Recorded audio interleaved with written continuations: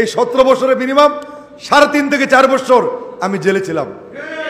পথ বলে আমি বড়, রথ বলে আমি, মূর্তি বড়ে আমি। ফেনী জেলার অন্তর্গত ছাগলনাইয়া উপজেলা ও পৌর বিএনপি কর্তৃক আয়োজিত মতবিনিময় সভা অনুষ্ঠিত হয়েছে। ফেনী থেকে মাহমুদুল হকের রিপোর্টে বিস্তারিত। ফেনী এক সংসদীয় আসনে জাতীয় সংসদ নির্বাচনে বিভিন্ন কার্যক্রম পরিচালনার লক্ষ্যে ছাগলনাইয়া উপজেলা অডিটোরিয়ামে ছাগলনাইয়া উপজেলা ও পৌর বিএনপির মতবিনিময় সভা অনুষ্ঠিত হয়েছে।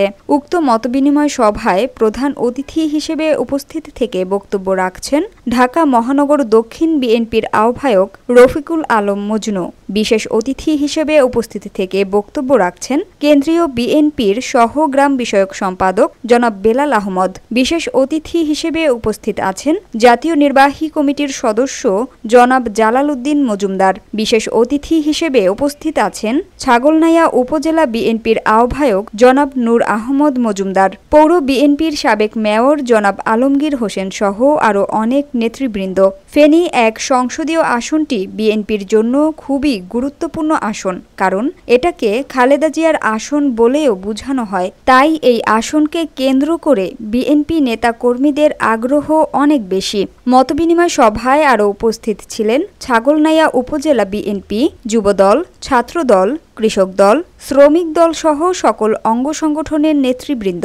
আগামী সংসদ নির্বাচনে বিএনপির ধানের শীষ প্রতীককে জয়ী করার লক্ষ্যে সবাইকে ঐক্যবদ্ধ হয়ে কঠোরভাবে কাজ করে যাওয়ার আহ্বান জানানো হয়। এই 17 বছরের মিনিমাম 3.5 থেকে 4 বছর আমি জেলে ছিলাম, কিন্তু জেলখানা থেকে বেরিয়ে এসে কখনো কি পালিয়ে বিদেশ চলে গেছি?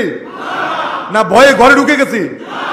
জেলখানা থেকে বের হয়েছি, আবার রাজপথে এই ফেসিবাদের বিরুদ্ধে আমি আন্দোলন সংগ্রামের নেতৃত্ব দিই। যে আমরা এক একজন জিয়া সৈনিক হিসাবে দেশনেত্রী বেগম খালেদা জিয়া হতে পারি না? আমরা তারেক রহমান হতে পারি না?